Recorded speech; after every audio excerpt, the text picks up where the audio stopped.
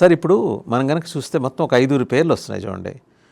హుజ్రత్ ఉల్ ఇస్లాం మొహసిన్ కోమి, ఈయన ఖమేనీకి సలహాదారట. ఈయన బాగా లాయలిస్ట్. ఇంకొక ఆయన అయతుల్లా మోసెస్ ఆరాకి, ఈయన మతపరంగా పండితుడు, మాజీ అసెంబ్లీ ఆఫ్ ఎక్స్పర్ట్స్ సభ్యుడు.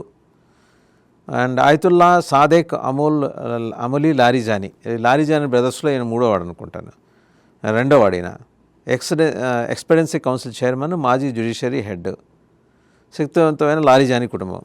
ఇక 4 ఆయన ముస్తఫా ఖమేనీ, ఆయన కొడుకే, ఖమేనీ కొడుకు. తండ్రి వారసుడిగా ఆయన అడుగుతున్నాడు, బట్ ఖమేనీ ఒప్పుకోలేదు. అయతుల్లా ఇబ్రహీం రైసీ, ఈయన ప్రస్తుత అధ్యక్షుడు. మతపరమైన రాజకీయ వర్గాల్లో బలమైన మద్దతు ఉంది, ఈయనకే ఎక్కువ ఛాన్సెస్ ఉన్నాయంటున్నారు. ఎవరిని కూర్చోబెట్టినా అక్కడ ఇజ్రాయెల్ రేపు పొద్దున్న లేపేస్తాడు ఆయన. 24 hours. మనం చూసాం ఇక్కడ హమాస్ చూసాం. హమాస్ లీడర్షిప్, కొత్త లీడర్షిప్ అనగానే టక్ మని నెక్స్ట్ డే మార్నింగ్ బాంబు పడ్డది అక్కడ. వీళ్ళకి ఫస్ట్ ఈయనేం చేయాల్సి వస్తుందంటే నెగోషియేట్ చేయాల్సి వస్తుంది అమెరికాతోనూ.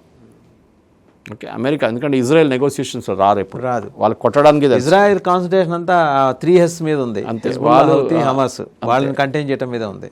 సో వీళ్ళేం చేస్తారంటే ఇప్పుడు పొలిటికల్గా ఏం జరగాలంటే వాసుదేవన్ గారు బహుశా అదే జరగబోతుంది. నెక్స్ట్ ఒక వారం లోపల గల్ఫ్ స్టేట్స్ అందరు కలిసి, ఆల్రెడీ నిన్న రాత్రి మొదలైంది, మళ్ళీ ఒమాన్ ఫారెన్ మినిస్టర్ని పిలిచి వీళ్ళందరూ అన్నారు, వీళ్ళని పిలిపించుకోండి, మళ్ళీ పీస్ టాక్ మొదలు పెట్టండి. మాకు మా ఎయిర్పోర్ట్లు బంద్ అయిపోయినాయి, మా పోర్ట్స్ అన్నీ బంద్ అయిపోయినాయి, మా ఎకానమీ దెబ్బతింటుంది, మేము ఎక్కడ వాళ్ళని వెళ్ళలేకపోతున్నాం, మా ప్యాసింజర్స్ అంతా స్టక్ ఉన్నారు ఎయిర్పోర్ట్స్లో, వాళ్ళ హోటల్ బిల్స్ మేము కడుతున్నాము, ఏమైనా చేయండి, కానీ ఇరాన్లో ఒక లీడర్షిప్ కావాలి మాకు, కొత్త లీడర్షిప్లోనే ఇది వస్తుంది. మీకు చెప్పిన పేర్లలో ఆ ఖమేనీ పేరు పక్కన పెట్టి, రిలీజియస్ వాళ్ళని పక్కన పెట్టి, నాన్ రిలీజియస్ లీడర్ని ఒకరిని తీసుకొచ్చి ఒక లీడర్గా, ప్రెసిడెంట్గా ఎన్నిక చేయాల్సి వస్తుంది. That guy should give undertaking that we're no longer an Islamic republic. పేరు పెట్టుకోండి ఇస్లామిక్ రిపబ్లిక్ అని, పాకిస్తాన్ కూడా ఇస్లామిక్ రిపబ్లిక్, కానీ ఒక డెమోక్రసీ సిస్టమ్ తీసుకురావాలి.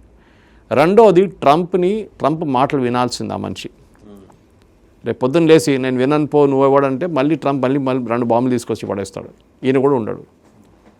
సో ఇప్పుడు కొత్త రెజ్యూమ్ తీసుకొచ్చినప్పుడు ఆ కొత్త మనిషి ట్రంప్తో మాట్లాడాల్సి వస్తుంది, పాసిబ్లీ వైట్ హౌస్కి వెళ్ళాల్సి వస్తుంది, ఒప్పందం చేయాల్సి వస్తుంది. ఈ గిల్లాల్ని అందరు తీసి రష్యాకి అక్కడ పంపించేస్తారు. అంటే వాళ్ళని పిలిచి మర్యాదగా చెప్తారు మీరు వెళ్ళిపోండి అని, లేకపోతే ఫ్లైట్ మేము పెడతాం, అది సపరేట్. కానీ ఈయన ఇప్పుడు ఎన్నిక కాబోయే మనిషి ఈ cannot say death to America, death to Israel, మళ్ళీ వాడిని కూడా లేపేస్తారు వీళ్ళు. అంతే. అక్కడ రాబోయే ఒక ప్రెసిడెంట్ ఎట్లా ఉండాలంటే చాలా బ్రాడ్ మైండెడ్గా ఉండాలి, ఇరాన్ ఒక మోడర్న్ నేషన్గా. అదర్వైజ్ ఇంత ఆయిల్ ప్రెసిడెంట్ అంటున్నారా, సుప్రీం అంటున్నారా? సుప్రీం లేదు, ఇంకా సుప్రీం లేదు, ఏం లేదు, it will be only a president. Supreme leader అంతా పోయింది. ఆల్రెడీ ఎగ్జిస్టింగ్ ప్రెసిడెంట్ ఒక ఆయన ఉన్నాడు కదా సార్, అది ఆయనకు అంత పవర్ లేకుండా ఆయన రబ్బర్ స్టాంప్ ఉండే. దీనికన్నా ముందున్న ప్రెసిడెంట్ని ఒక హెలికాప్టర్ క్రాష్లో చనిపోయారు, మీకు గుర్తుంటుంది. ఆయన వెళ్ళిన 3 హెలికాప్టర్ బాగానే ఉండే, 2వ హెలికాప్టర్ పడిపోయింది, ఆయన ఉన్న హెలికాప్టర్ కింద పడ్డది. అదే పెద్ద కాన్స్పిరసీ థియరీ ఉంది దాంట్లో, ఎందుకు జరిగిందని, ఎవరు చేయించారని చెప్పేసి. దాంట్లో కూడా ఇజ్రాయెల్ పేరు వచ్చింది అప్పుడప్పుడు.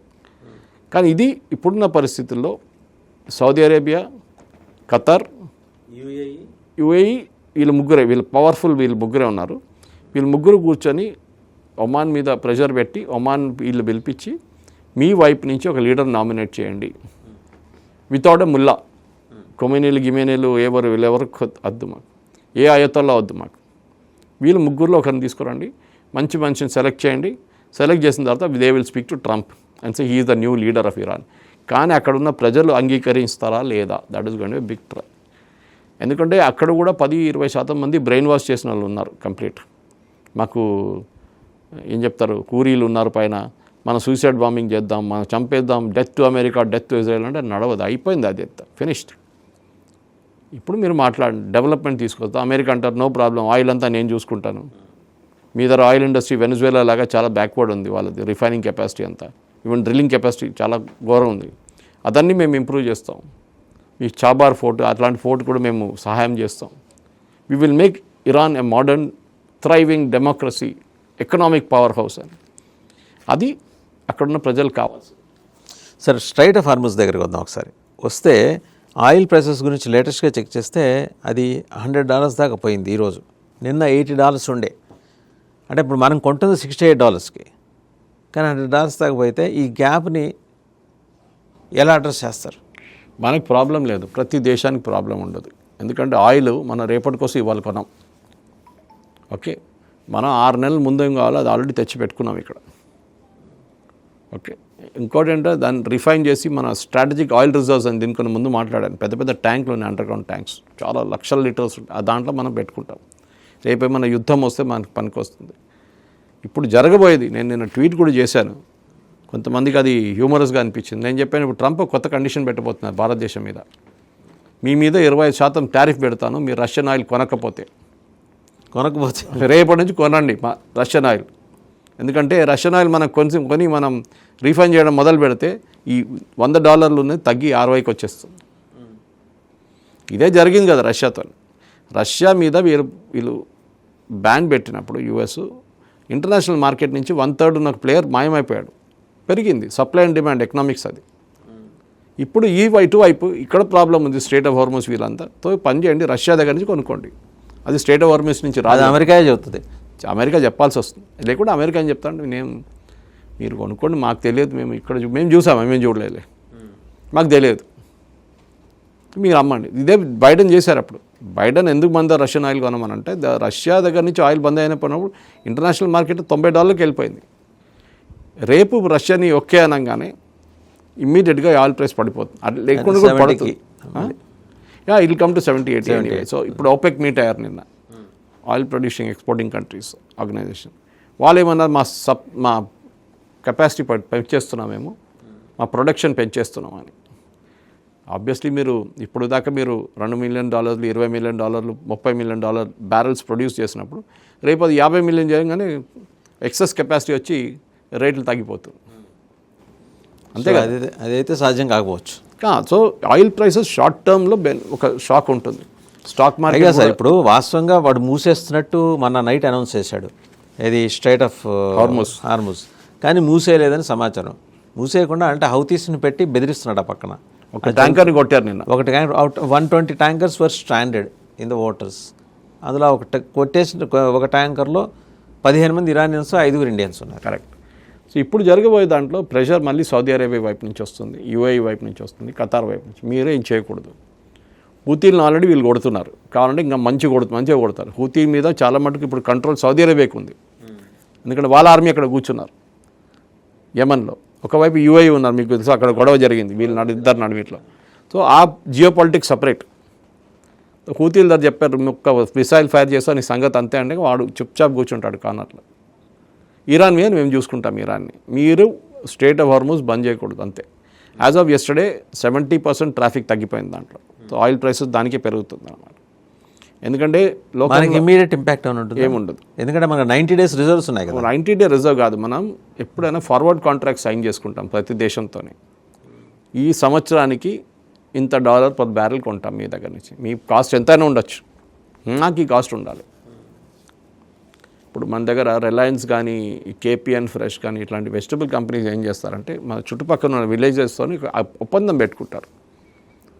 మీకు టమాటో ప్రొడ్యూస్ చేయాలంటే మీకు కాస్ట్ ఎంత, వాళ్ళంటారు సార్ $10 per kilo ఉంటేనే మాకు కొంచెం ఏదైనా వస్తుంది, $20 ఉంటే మాకు కొంచెం లాభం వస్తుంది. వీరేమంటారు, ఓకే మీకు పని చేస్తాం, మీకు $15 ఇస్తాం, ఏదో ఒక అమౌంట్ చెప్తారు. అంటే మీకు ప్రొడక్షన్ కాస్ట్ కవరప్ అయిపోతుంది. దాంతోపాటు రేట్లు పెరిగింది అనుకోండి, మీకు దాని నుంచి ఒక పర్సంటేజ్ ఇస్తాం మీకు అన్నమాట. అట్లనే ఆయిల్ కూడా అట్లనే ఉంటుంది అన్నమాట. So oil long term contract sign చేస్తారు, ఒక సంవత్సరానికి కాంట్రాక్ట్ ఉంటుంది. ఈ సంవత్సరంలో మీరు ఎంతైనా మీ కెపాసిటీ మీ కాస్ట్ ఉండొచ్చు, మాకు $60 ఒక బ్యారెల్లో ఆయిల్ కావాలి, ఓకే అని చెప్పి సంతకం పెట్టుకుంటాం, $ఇన్ని బిలియన్ బ్యారెల్స్ అని చెప్పేసి. ఇది సో ఇమ్మీడియట్ నీ జాక్ రియాక్షన్ అంటారు ఇంగ్లీష్లో, అది ఉండదు. రేట్లు పెరుగుతుంది, అందుకే that is how the market works. And దీంట్లో మన లోకంలో 2 దేశాలు అన్నిటికంటే ఎక్కువ ఆయిల్ కన్జ్యూమ్ చేస్తారు, ఒకటి చైనా, ఒకటి ఇండియా. మనం దాన్ని మర్చిపోకూడదు. ఇజ్రాయెల్కి ప్రాబ్లం ఎక్కడ ఉందంటే అమెరికాకి సపరేట్ ప్రాబ్లం ఉంది. అమెరికాకి వెనిజువేలాన్ ఆయిల్ అమ్మలేకపోతున్నారు మార్కెట్లో.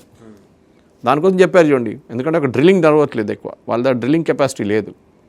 ఇప్పుడు యూఎస్ ఏమంటున్నారు, చైనా ఇండియా పెట్టుబడి పెడతారంట అక్కడ వెనిజువేలాలో. ఆలోచించండి, ముందు ఈయనే అన్నాడు మా కంపెనీలో $500 బిలియన్ పెడతారంటే ఒక్కడు పెట్టలేదు. ఒకళ్ళంటే ఒకళ్ళు రాలేదు కదా సార్, దండం పెట్టి ఏమో రేపు 3 ఏళ్ల తర్వాత పరిస్థితి ఏంటి తెలియదు. ట్రంప్ కాకుండా ఇంకోళ్ళు వచ్చే పాలసీ మారిపోవచ్చు కదా. సో మన దగ్గర అంటున్నారు. సో మనం కూడా మన ఆల్రెడీ ఓఎన్జీసీ విదేశీ ఉన్నారు అక్కడ మన దగ్గర. ఇప్పుడున్న పరిస్థితుల్లో వాదేవన్ గారు ఈ ఆయిల్ ప్రైసెస్ అనేది ఒక షార్ట్ టర్మ్ షాక్ ఉంటుంది, అది డెఫినెట్గా ఉంటుంది, కానీ లాంగ్ టర్మ్లో స్టెబిలైజ్ అయిపోతుంది. ఇప్పుడు అన్నిటికంటే పెద్ద ఒక ప్రశ్న ఏంటంటే ఈ యుద్ధాన్ని ఎట్లా ఆపాలి. యుద్ధం అని చెప్పాము, ఇంకేమైనా ఎంగేజ్మెంట్ లిమిటెడ్ దానికి వెళ్ళే లోపల సార్ ఇంకో 2 ప్రశ్నలు ఉన్నాయి. ఒకటి గోల్డ్ ప్రైస్, ఒకటి 2 స్టాక్ మార్కెట్. మీరు చూసారా స్టాక్ మార్కెట్కి సంబంధించి మాట్లాడాల్సి వస్తే ఫ్రైడే స్టాక్ మార్కెట్స్ కంప్లీట్ అది క్లోజ్ అయ్యే టైంకి 5 lakh crores సంపద ఆవిరైపోయింది. అంటే అప్పటికే వాళ్ళకి ఇండికేషన్ ఉందా? ఉంది డెఫినెట్గా. స్టాక్ మార్కెట్ ఇక్కడ ఒక్కటే కాదు కదా, అది నేను చెప్పేది. నిక్కే నుంచి పడిపోయింది, మిగతా అన్ని స్టాక్ మార్కెట్స్ యూఎస్లో కూడా స్టాక్స్ పడిపోతున్నాయి. అది నార్మల్ రియాక్షన్ వాదం గారు. ఇవాళ 5 లక్షల కోట్లు పోతే మళ్ళీ రేపు 10 లక్షల కోట్లు సంపాదిస్తారు. అప్పుడు ఎవరు పోయింది? సంపాదించినప్పుడు ఎప్పుడు మాట్లాడరు, పోయినప్పుడు మాట్లాడతారు, అది 3 లక్షల కోట్లు పోయిందని. రేపు 5 లక్షల కోట్లు సంపాదిస్తారు, షేర్ వాల్యూ మళ్ళీ పెరుగుతుంది. అప్పుడు ఏమవుతుంది ప్రాబ్లం? ఈ ఇష్యూ అన్నమాట. దీనికే ఇప్పుడు ఏం చేయాలంటే వాదేవన్ గారు ఒక చాలా మటుకు స్ట్రాటజీ మీరు చూస్తే ఆయిల్ ప్రైసెస్ కాదు ఇప్పుడు ఇష్యూ, ఈ యుద్ధాన్ని ఎట్లా ఆపుతారు అదే పాయింట్ మీద వచ్చాను నేను. దీన్ని ఎట్లా ఆపాలి? సో దానికి చెప్పారు చూడండి, Saudi Arabia, Qatar and UAE కలిసి ప్రెషర్ పెడతారు ఇరాన్ మీద. మీరు పిచ్చోన్లాగా అక్కడిక్కడ ఫైర్ చేయకండి, మీ దగ్గర మిమ్మల్ని మీరు యాక్సెప్ట్ చేయకపోతే ఇక్కడ ఉన్న లీడర్లు కూడా ఒకడు ఉండడు రేపు. ఇరాన్ ఇప్పుడు ఇజ్రాయెల్ ఎట్లా బాంబు వేశారో మీ మీద, ఈ మిగతా కూడా 5-6 మందిని పేరు చెప్పారు చూడండి, ఇప్పుడు వాళ్ళు కూడా ఉండరు రేపు. ఇది మీ చాయిస్. అదే 5. We will ensure that none of them survive. Israel వాడు కొట్టే ముందే మేమే కొట్టేస్తాం. అదే చాలా ఈజీ. అంటే మా దగ్గర నుంచి ఆయుధాలు తీసుకెళ్ళొద్దు, మా దగ్గర నుంచి ఫ్లై రేపు we will give over flying rights. నువ్వు ఏమైనా చేసుకో, మేము చూడడం, కన్ను మూసుకొని కూర్చుంటాం మేము. సో దాట్ థ్రెట్ ఒకటి ఉండాలి. బట్ వాడు ఈల్డ్ అవుతాడా ఇరాన్? డెఫినెట్గా ఈల్డ్. చూడండి నేను రాసిస్తాను మీకు, 15 రోజుల లోపల అక్కడ ఒక కొత్త గవర్నమెంట్ రాబోతుంది. వాళ్ళు న్యూట్రల్ అవుతారు ఫస్ట్. మేము ఎవరితోని సంబంధం పెట్టుకోము, we will not be partial to US, we will not be partial to Russia, we will not bend before China, we will not do anything with Gulf states అంటారు first. తర్వాత దిగొస్తారు, మేము అందరితోని సహకారం తీసుకుంటాం, అందరు సహకారం తీసుకుంటాము, మా ప్రజలు బాగుపడాలి, మా ఎకానమీ బాగుపడాలి. వాళ్ళ అన్నిటికంటే పెద్ద ప్రాబ్లం ఎకానమీ.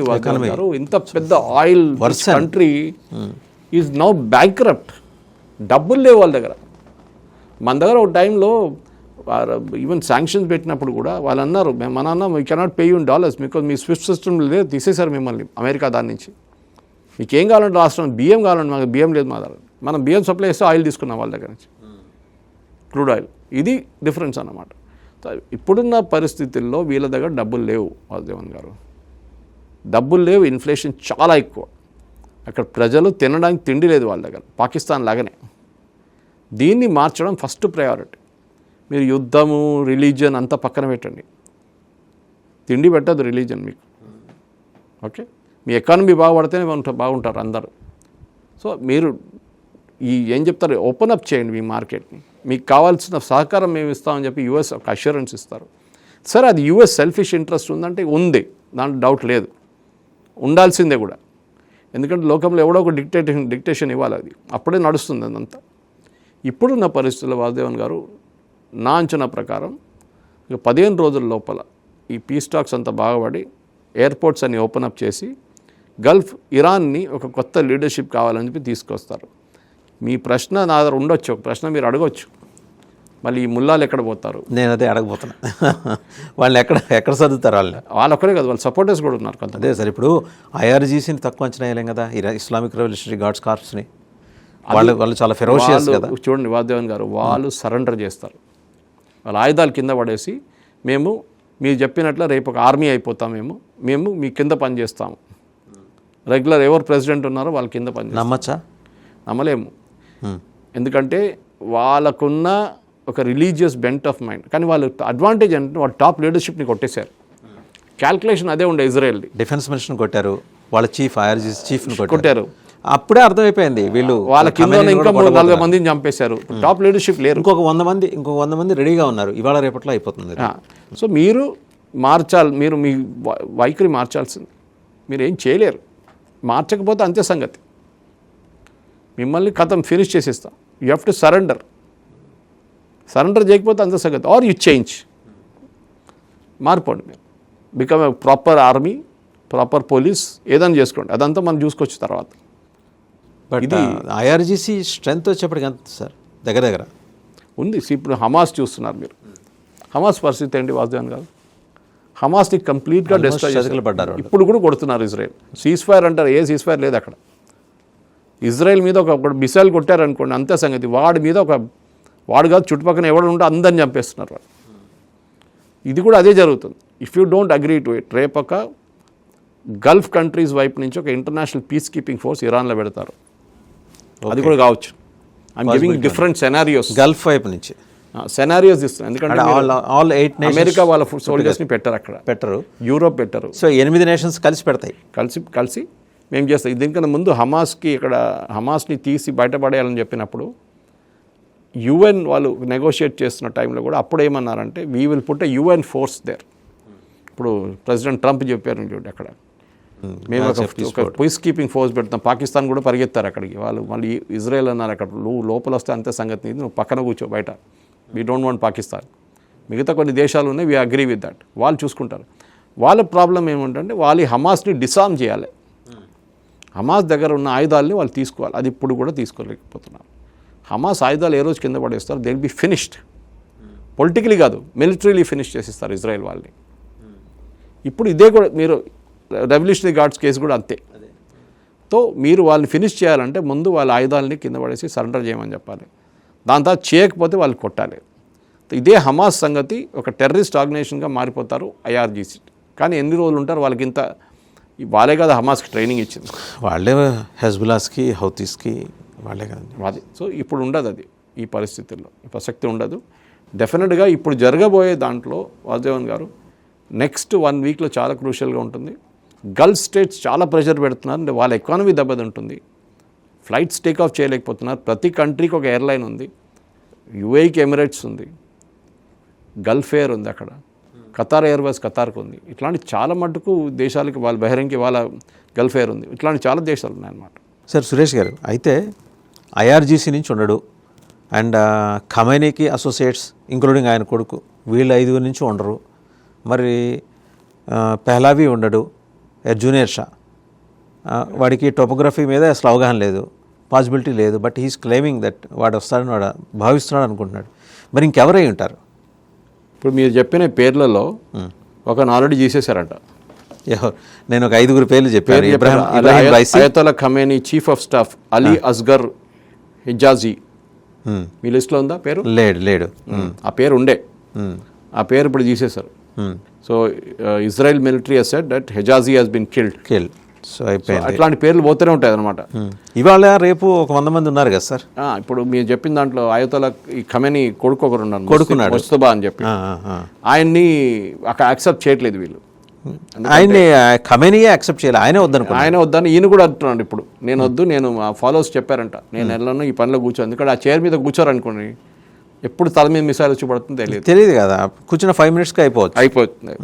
సో ఇప్పుడు జరిగే దాంట్లో ఈ పరిస్థితుల్లో నేనైతే నాకు అంచనా ప్రకారం డెఫినెట్గా వాళ్ళ వైపు నుంచి ఒక సివిలియన్ అడ్మినిస్ట్రేషన్ ఎవరైనా వస్తారు. అది ఎవరైనా ఇప్పుడున్న ప్రెసిడెంట్ కూడా ఉండొచ్చు, ఆయన కూడా దీన్ని ఈ can be the part of it. కానీ అది కాకుండా ఎవరైనా ఉండాలంటే అది అమెరికా అప్రూవల్ కావాల్సి వస్తుంది, ఎవరైనా కానివ్వండి. ఇప్పుడు షా ఆఫ్ ఇరాన్ కొడుకుని తీసుకొచ్చి అక్కడ కూర్చోబెడితే కూడా ఆయనకి పొలిటికల్ బ్యాకింగ్ ఉంటుందా లేదా చూడాల్సింది. ఉండదు, ఎందుకంటే మీరు చెప్పినట్లు ఎన్నో సంవత్సరాల నుంచి అక్కడ ఉన్నారు. 50 years is away from Iran sir. కానీ అక్కడున్న ఎక్స్పాట్రియేట్స్, బయట ఉన్న ఈ అక్కడి నుంచి పారిపోయిన, ఇరాన్ నుంచి పారిపోయిన వాళ్ళు ఉన్నారు కదా, వాళ్ళతో సహాయంతో బహుశా రావచ్చు. ఇజ్రాయెల్ స్ట్రాటజీ ఏంటంటే ఈ టెర్రరిస్ట్ ఆర్గనైజేషన్ ఆపడం. హూతీలు వీళ్ళు ఇరాన్లో రెజీమ్ మారిపోతే వీళ్ళకి ఏం ఉండదు. మళ్ళీ ఇరాన్లో రెజీమ్ లేదు, డబ్బులు ఎక్కడి నుంచి వస్తాయి? మీకు డబ్బులు ఎవరు ఇస్తారు? ఎవరు ఇవ్వరు. ఆయుధాలు ఎవరు ఇస్తారు? ఎవరు ఇవ్వరు. సో ఇజ్రాయెల్కి ఒక స్ట్రాటజీగా మారిపోతుంది కంప్లీట్. ఈ ముగ్గురిని వైపౌట్ చేయొచ్చు వాళ్ళు. ఓకే, సపోర్ట్ లేనప్పుడు ఏం చేసుకుంటారు వాళ్ళు? ఎవరో ఒక సహాయం చేస్తే కదా డబ్బులు వీళ్ళకి వచ్చేది, వాళ్ళ దగ్గర ఏం లేదు. ఈ సివిలియన్ అడ్మినిస్ట్రేషన్ తీసుకొస్తే డెఫినెట్గా ముందుకు ఒక టెక్నోక్రాట్ని తీసుకొచ్చి పెడితే బాగుంటుంది. కానీ బంగ్లాదేశ్ లాగా చేయకూడదు, ఇంటరీ గవర్నమెంట్ తీసుకొచ్చి నడవదు అదంతా. ఇరాన్ని డెవలప్ చేసుకుంటూ పోవాలి. కొంచెం మైండ్ సెట్ మార్చాలని చాలా ప్రాబ్లం ఉంటుంది. ఇస్లామిక్ వే ఆఫ్ అప్రోచ్ ఉంటుందా, లేకపోతే ఏమన్నా మారే అవకాశాలు ఉన్నాయా? డెమోక్రటైజ్ అవుతుందా? మారాల్సిందే అనేది చాలామంది అభిమతం. ఎందుకంటే నేను చెప్పాను చూడండి, షా ఆఫ్ ఇరాన్ ఏదైనా తప్పులు చెప్పొచ్చు మీరు, కానీ he did a great job modernisation country. ఆ కంట్రీని మోడర్నైజ్ చేయడంలో చాలా చేశారు ఆయన, దాంట్లో డౌట్ లేదు.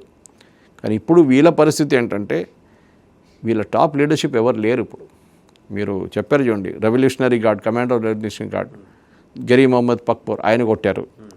Iran defence minister Aziz Nazir ఆయన కొట్టారు. సయ్యద్ అబ్దుల్ మౌస్వి ఈయన chief of staff Iran armed forces ఆయన కొట్టారు. అడ్మిరల్ అలీ షక్మాన్ ఈయన నేవల్ చూసుకుంటారు, ఆయన సీనియర్ అడ్వైజర్ ఆల్సో, ఈయన కూడా ఫినిష్ చేసేసారు అనమాట. సో ఇట్లాంటి పరిస్థితుల్లో ఒక సివిలియన్ కావాల్సి వస్తుంది. ఆ సివిలియన్ ఎవరు తీసుకొస్తారో వాళ్ళకి తెలియదు. ఆయన ఒక బొమ్మనే ఉంటాడు, ఒక పప్పటే ఉంటాడు, కానీ అట్లీస్ట్ ఒక సెంబ్లెన్స్ ఆఫ్ ఒక డెమోక్రటిక్ రూల్ ఒకటి వస్తుంది అక్కడ. అది జరగవచ్చు. అండ్ దానికోసం అమెరికా ఎంత సహాయంగా అంటే చేస్తారు, ఎందుకంటే వాళ్ళకి ఆయిల్ ఉంది వాళ్ళ దగ్గర. సో ప్రతి బ్యారెల్ మీద $2 తీసుకెళ్ళిపోతారు, అమెరికాకి మస్తు డబ్బులు ఉంటుంది, సంపాదించుకుంటారు వాళ్ళు. సో ఇదే జరుగుతుంది. వెనజువేలా ఏం జరిగింది, ఇప్పుడు వెనజువేలా గురించి ఎవరైనా మాట్లాడుతున్నారా వాసుదేవన్ గారు? అందరూ మర్చిపోయారు అక్కడ ఏం జరుగుతుంది, ఎవరు తెలియదు. న్యూస్లో ఉండే, ఇవాళకి పోతే రేపటికి 2 సార్. ఇప్పుడు ఇరాన్లో అదే జరుగుతుంది. ఇరాన్లో ఉన్న ప్రజల కోసం వాళ్ళ హక్కు మనం చూసుకోవాల్సి వస్తుంది. రిలీజియస్ ఫండమెంటలిజం నుంచి మీరు ఒక డెమోక్రటిక్ రావాలంటే చాలా కష్టం. ఆ ట్రాన్స్ఫర్మేషన్ చాలా టైం పడుతుంది. పాకిస్తాన్ చూస్తున్నారు మీరు, ఎందుకంటే మీరు ఒక 40-50 సంవత్సరాల నుంచి మీరు 79 నుంచి మీరు బ్రెయిన్ వాష్ చేసుకుంటూ వస్తున్నారు మిమ్మల్ని. Death to America, death to Israel అని చెప్పి. ఆలోచించండి. ఇప్పుడు మిగతా గల్ఫ్ నేషన్స్ చూడండి, మొహమ్మద్ బిన్ సల్మాన్ ఏమో నేను సౌదీ అరేబియాని యూరోప్ చేసేస్తా అంటున్నాను 2030 దాకా.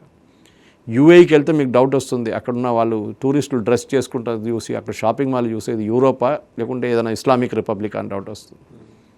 ఈవెన్ ఖతార్కి వెళ్ళండి మీరు, even though hard core Qatar, అది ఖతార్లోనే వీళ్ళందరూ కూర్చుంటారు టెర్రరిస్ట్ లీడర్స్ అందరూ. అది ఇంకో ప్రశ్న రాబోతుంది ఇప్పుడు ఇదంతా అయిన తర్వాత యుఎస్ ఏమంటారు సార్, ఆల్రెడీ అక్కడ ఉన్నారని ఒక సమాచారం కూడా ఉంది. ఖతార్లో ఆల్రెడీ ఉన్నారు ఈ టెర్రరిస్ట్ గ్రూప్స్ అన్ని, అక్కడ ఉన్నారు కదా, వాళ్ళు అంగీకరించారు. వాళ్ళు కొత్తదేం కాదు, ఇది ఎప్పటి నుంచో ఉన్నారు వాళ్ళు. హమాస్ లీడర్స్ అంతా అక్కడే ఉన్నారు. అంటే there are reports that in every second house of Qatar there are terrorist. వాళ్ళు లంబోగిని నడిపించుకుంటారు, పోస్ట్ నడిపించుకుంటారు, వాళ్ళేమో అక్కడ కుక్కలా వస్తున్నారు. సో ఈ లీడర్స్ అంతా ఎంజాయ్ చేస్తున్నారు. ముస్లిం బ్రదర్హుడ్ అక్కడే ఉన్నారు, అల్ఖైదా అక్కడే ఉన్నారు, వీళ్ళ స్పాన్సర్స్ అంతా ఖతారీ రెజిమ్. నెక్స్ట్ చూడండి, యూఎస్కి రాబోయే అన్నిటికంటే పెద్ద హెడేక్ ఖతార్ రాబోతుంది. ఖతార్ ఇది చిన్న కంట్రీస్ చిన్న population wise, size wise it's big, size wise పెద్దది. ఓకే, కానీ అక్కడ వాళ్ళకి గ్యాస్ రిజర్వ్స్ ఉంది చాలా. That is where they sitting on ప్రతి ఆర్గనైజేషన్ కొనుక్కున్నారు వాళ్ళు. సో ఖతార్ నుంచి పొటెన్షియల్ థ్రెట్ ఉంటుంది. లేదు, ఖతార్ మారిపోతారు. ఖతార్లోనే అన్నిటికంటే పెద్ద ఎయిర్ ఫోర్స్ బేస్ ఉంది యూఎస్ది. వాళ్ళు ఎందుకు పెట్టుకున్నారు దానికోసం మీకు అర్థం చేసుకోండి. సో ఖతార్ని మార్చేస్తారు, డెఫినెట్గా మార్చేస్తారు. ఖతార్ దగ్గర చెప్తారు మీరు మారకపోతే అంత సంగతి, మిమ్మల్ని మేము మార్చేస్తామని. సో ఖతార్ కూడా దీని తర్వాత ఈ లీడర్లు అందరినీ మాయం చేసాల్సి వస్తుంది అక్కడి నుంచి. మీరు ఎక్కడైనా వెళ్ళండి, ఇక్కడ కూర్చోకండి అని చెప్తారు. ఏది టెర్రరిస్ట్ లీడర్స్ని పంపించేస్తారు అంతే, 100%. మరి ఇప్పుడు వీళ్ళు ఇరాన్లోని ముల్లాల్ని ఎక్కడికి పంపిస్తారు? దట్స్ ఎ గుడ్ క్వశ్చన్, నాకు కూడా తెలియదు. ఇప్పుడు బహుశా రష్యాకి పంపించారు, ఓకే, లేకుంటే ఎక్కడైనా యూరోప్ పంపిస్తారేమో. రష్యా అండ్ చైనా యాక్సెప్ట్ చేయవు కదా సార్. చైనా ఎప్పుడు యాక్సెప్ట్ చేయరు. చైనా అసలు రిలీజియస్, రష్యా ఇప్పుడు యాక్సెప్ట్ చేయొచ్చు, చెప్పలేము. ఇప్పుడు మన సిరియన్ ప్రెసిడెంట్ ఉన్నాడు, ఆయన ఎక్స్ సిరియన్ ప్రెసిడెంట్, ఆయన తీసుకెళ్లారు కదా బషీర్ అల్ అసాద్ని అక్కడ. సో అట్లనే వీళ్ళు కూడా చేయొచ్చు. బట్ ఇప్పుడు ఈ 2 దేశాలు ఏం చేయబోతున్నాయి, రష్యా అండ్ చైనా, ఈ పర్టికులర్ ఆస్పెక్ట్కి సంబంధించి? సో రష్యా అయితే ఖండించారు అసాసినేషన్, అది మన దగ్గర సిపిఎం కూడా చెప్పారు ఇక్కడ. దాంట్లో one should not be surprised. ఇట్లాంటి ఆర్గనైజేషన్ చాలా ఉంటారు కండెమ్ చేయడానికి. మీ condemn the killing of so and so అని ఈవెన్ ప్రియాంక వాద్రా స్టేట్మెంట్ ఇచ్చింది. ఈయన ఎంతమందిని చంపారో చెప్పట్లేదు, ఎంతమంది మహిళలను చెప్పారని ప్రియాంక వాద్రా మాట్లాడలేదు. 36,000 మందిని చంపించాడు. ఏది కార్లతోటి, వెహికల్స్ తోటి తొక్కించి. అది కాకుండా బుర్కా వేసుకోలేదు, హిజాబ్ వేసుకోలేదు అని చెప్పి ఎంతమందిని చంపారు వీళ్ళు. సో ప్రియాంక వాద్రా దాని గురించి మాట్లాడలేదు. అక్కడ ఉమెన్స్ రైట్స్ లేదు. Is a number 1 ruthless killer ఈ వాస్ ఖమెనీ. ఖొమేనీ కొంచెం బాగుండే ఆయనకన్నా, కానీ ఈ ఖమెనీ అయితే is a very hard core. ఎందుకంటే మీ వ్యతిరేకంగా ఎవరైనా చేస్తే వాసుదేవన్ గారు మీరేం చేస్తారు, మీకు సర్వైవల్ మీకు చంపాల్సిందే, అదే చేస్తున్నాడు ఆయన. ఇప్పుడు ఆయన లేడు, చంపేశారు వీళ్ళు ఇజ్రాయెల్లో. కొత్తోడికి భయం ఉంది ఇప్పుడు. నేను ముందు కూడా చెప్పాను చూడండి, ఆ చైర్లో కూర్చొని ఎప్పుడు వచ్చి పడుతుందో తెలియదు మిసైల్. ఇప్పుడు వీళ్ళెవరు పేర్లు చెప్పుకోరు. ఇప్పుడు జరగాల్సింది ఏంటంటే మెయిన్గా అక్కడ ఇరాన్లో నేను మళ్ళీ రిపీట్ చేస్తున్నాను that there should be a transfer of power. దానికి సౌదీ అరేబియా పెద్ద రోల్ ప్లే చేయబోతున్నారు, యూఏఈ కూడా చేస్తారు, అండ్ డెఫినెట్గా ఖతార్ కూడా ఉంటారు. వాళ్ళిద్దరిలో ఎవరికి అనుకూలంగా ఉండేవాళ్ళు వస్తారు? ఇది సౌదీకి అనుకూలంగా ఉండే ఎవరైనా వాళ్ళకి అనుకూలం వాళ్ళ వైపు ఉండదు, అమెరికా వైపు ఉంటుంది. అదే చెప్పాను చూడండి, అమెరికా మాటలు వినాల్సింది. ఇజ్రాయెల్కి ప్రాబ్లం లేదు, ఇజ్రాయెల్కి పొలిటికల్ ప్రాసెస్తో ప్రాబ్లం లేదు, వాళ్ళకి టెర్రరిస్ట్తో ప్రాబ్లం. వీళ్ళు న్యూక్లియర్ వెపన్స్ చేయకూడదు, ఎందుకంటే ఒక న్యూక్లియర్ వెపన్ స్టేట్ అయిపోతే మళ్ళీ వీళ్ళు మళ్ళీ ఇంకో నార్త్ కొరియా ఇంకా పాకిస్తాన్ లాగా తయారవుతారు, మనం వాళ్ళని ఏం చేయలేము. దీంట్లో అన్నింటిలో నాకు ఇప్పుడు చాలా సర్ప్రైజింగ్ రియాక్షన్ ఎక్కడ అనిపించిందంటే కరాచీలో అటాక్ అమెరికన్ ఎంబసీ మీద. అది కాదు సార్, అక్కడ అటాక్ జరిగింది, వాళ్ళని నిగ్రహించడానికి ప్రయత్నిస్తే ఫైరింగ్ 12 మంది చచ్చిపోయారు. ఎవరు చేశారు ఫైరింగ్? పోలీసులు చేయలేదు, పాకిస్తాన్ ఆర్మ్ ఫోర్సెస్ చేయలేదు, అమెరికన్ మెరైన్స్ ఫైర్ చేశారు, 20 మంది చనిపోయారు. అదే అమెరికన్ మెరైన్స్ ఫైర్ చేశారు. ఆలోచించి, అది వాళ్ళకి రైట్ ఉంది, ఎందుకంటే వాళ్ళ టెరిటరీ అది. ఇప్పుడు మన వైపు నేను చెన్నైలో ప్రొటెస్ట్ జరిగింది, పోలీసు వాళ్ళు వచ్చి వాళ్ళు కొట్టి పంపించేశారు అందరినీ. ఓకే, మన టెరిటరీలో ఉన్నప్పుడు కన్సులేట్ అనేది వాళ్ళ టెరిటరీ, అది యాక్చువల్ వాళ్ళ దాని మీద దాడి చేయడం ఏంటండి? పాకిస్తాన్ వాళ్ళు వాళ్ళకి చాలా నెగటివ్ పబ్లిసిటీ వచ్చింది నిన్న. వాళ్ళు పాకిస్తాన్ అనుకున్నారు ఏదో పెద్ద ఇదాన్ని, కానీ ఇది అమెరికాలో మొత్తం పెద్ద న్యూస్ అది. దట్ మా కన్సులేట్ మీద దాడి చేశారు. ఆలోచించండి, ఎందుకు దాడి చేస్తారు? Because your police is ineffective. పోలీస్కి తెలియదా? మన దగ్గర చాణక్యపురి మీరు ఢిల్లీలో పనిచేశారు కదా, మీకు తెలుసు కదా, అక్కడ తిరగండి ఒకసారి, ఏదైనా 1 కిలోమీటర్ దూరం నుంచి మిమ్మల్ని ఫ్రిస్కింగ్ చేస్తుంటారు. అదే అంటారు, మిమ్మల్ని రానియర్ అమెరికన్ ఎంబసీ దగ్గర ట్రై చేయండి ఒకసారి. ఇట్లాంటి కొన్ని రిస్కియస్ట్ ఎంబసీస్ ఉంటాయి, అట్లాంటి ఇజ్రాయెల్ పక్కన కూడా రానియరు, మీరు బండి కూడా పార్క్ చేయనియరు మిమ్మల్ని అక్కడ. ఎక్కడ అంత సెక్యూరిటీ ఉన్న దాంట్లో మీరు ఎట్లా చేశారు ఇట్లాంటి పనులని అడుగుతున్నారు ఇప్పుడు యూఎస్ కూడా. పాకిస్తాన్ ట్రస్ట్ చేయలేం, అక్కడ కూడా ఇట్లాంటి అంటే అక్కడ అదే మైండ్ సెట్లో ఉన్న మనుషులు అక్కడ ఉన్నారు. మన వైపు కూడా కాశ్మీర్లో నేను చెప్పినట్టు కార్గిల్లో ప్రొటెస్ట్ జరిగింది, విచ్ ఈజ్ ఎక్స్పెక్టెడ్, కానీ వైలెన్స్కి దిగలేదు వాళ్ళు. వైలెన్స్ ఏ రోజు దిగుతారు? నిన్న రాత్రి నేను లద్దాఖ్లో మా తెలిసిన ఫ్రెండ్స్తో మాట్లాడుతాను, అదే అంటున్నారు వాళ్ళు. మాకు మంచి న్యూస్ ఇది, ఎందుకంటే అక్కడ మీరు కార్గిల్ వైపు వెళ్తే ప్రతి హోటల్లో ఎక్కడ వెళ్తే కూడా ఖొమైనీ ఫోటో ఉంటుంది, ఖమ్నీ ఫోటో కూడా ఉంటుంది. They all Shias. ఇప్పుడు సడన్గా ఏమైపోయిందంటే ఇప్పుడు లద్దాఖ్లో ఉన్న వాళ్ళు బుద్ధిస్ట్, దే ఆర్ సెలబ్రేటింగ్. అంటే వాళ్ళు అంటున్నారు ఇన్ని రోజులు ఈ ఇస్లామిక్ ఇది బట్టి మమ్మల్ని వీళ్ళు ఆక్రమించుకుంటున్నారు, ఇప్పుడు వీళ్ళ మీద తల మీద వచ్చి బాంబు పడ్డనప్పుడు మాకు we are very happy with it, మాకు కొంచెం వీళ్ళ వైపు నుంచి కొంచెం రిలీఫ్ వచ్చేస్తుంది మాకు అని చెప్పేసి. ఇది చాలా ఇంపార్టెంట్ వాద్యవన్ గారు. అండ్ డెఫినెట్గా ఇప్పుడు ముందుకు వెళ్తూ ఐ థింక్ గల్ఫ్ స్టేట్స్లో ఒక స్టెబిలిటీ రావాలంటే చూడండి, గల్ఫ్ స్టేట్స్ అన్నీ ఫ్యామిలీస్ కంట్రోల్ చేస్తారు. Hashemite kingdom, Jordan, Saudi Arabia family concert. అక్కడ మన ఇరాన్ అనే ఒక ఫ్యామిలీ అని అనుకోండి, ఇప్పుడు లేదు. మీరు ఖతార్, ఒమాన్, బహ్రెయిన్, ఏ గల్ఫ్లో ఏ స్టేట్ తీసుకోండి, ఏ కంట్రీ అని తీసుకోండి, they are all ruled by families, tribals. వాళ్ళు ఎప్పటి నుంచో ఉన్నారు. వాళ్ళు ఆ టైంలో ఆయిల్ లేకుండా, ఇప్పుడు ఆయిల్ వచ్చిన తర్వాత కొంచెం మోడర్నైజ్ అయిపోయారు. వీళ్ళు డబ్బులు విపరీతంగా డబ్బులు ఉన్నాయి, ప్యాలెస్లు కట్టుకున్నారు పెద్ద పెద్ద, కానీ వాళ్ళ ఎండ్ ఆఫ్ ద డే వాళ్ళ ట్రైబల్ యాటిట్యూడ్ ఉంటుంది వాళ్ళకి. రైట్ సురేష్ గారు, థ్యాంక్ యూ వెరీ మచ్. అంటే ఒక స్టోరీ, ఒక సాగా అనుకోవచ్చు.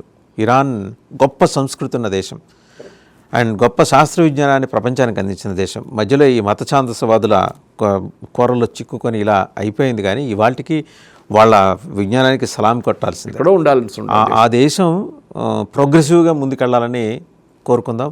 రాబోయే మార్పులు, జరగబోతున్న పరిణామాలు ఇరాన్ ప్రజలకి మంచి చేసేలా ఉండాలని కోరుకుందాం. Thank you very much sir.